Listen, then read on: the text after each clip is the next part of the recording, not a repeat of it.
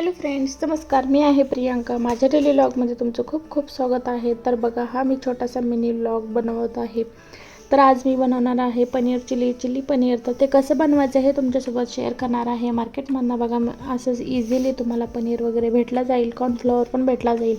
तर तुम्ही ते पनीर घरी घेऊन यायचं, त्याचे छोटे छोटे काप करून घ्यायचे आणि त्यामध्ये थोडंसं 1 ते 2 किंवा 3 चमचे तुम्ही कॉर्नफ्लॉवर तुम्हाला जेवढं हवं आहे तेवढं मिक्स करून घ्यायचं.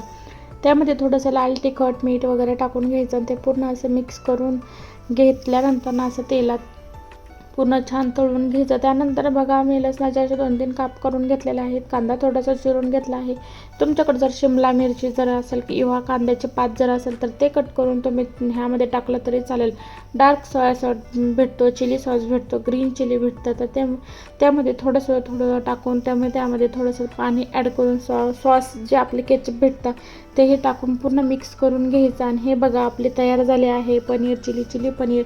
तर हे अशा पद्धतीने बनवायचे. छोटी मुलं खूपच आवडीने खातात. खूप प्रोटीन पण असतं आणि खूप छान होतं. तर माझी रेसिपी आवडल्यास लाईक शेअर सबस्क्राईब करा. आणि जर ही पूर्ण रेसिपी तुम्हाला बघायची असेल ती कशा पद्धतीने बनवली तर माझं यूट्यूब चॅनल आहे, तिथे जाऊन हा पूर्ण व्हिडिओ तुम्ही बघा.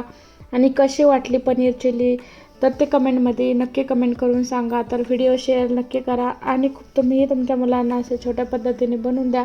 खूप छान होते. छान अशी paneer chilli recipe hotel type तुम्ही बनवू शकता आणि खूपच प्रोटीन असते. तर छोटी मुलं खूपच आवडीने खातात. तर नक्की बनवा आणि सगळ्यांनी खा. आणि माझे व्हिडिओ आवडल्यास लाईक शेअर सबस्क्राईब करा. थँक्यू.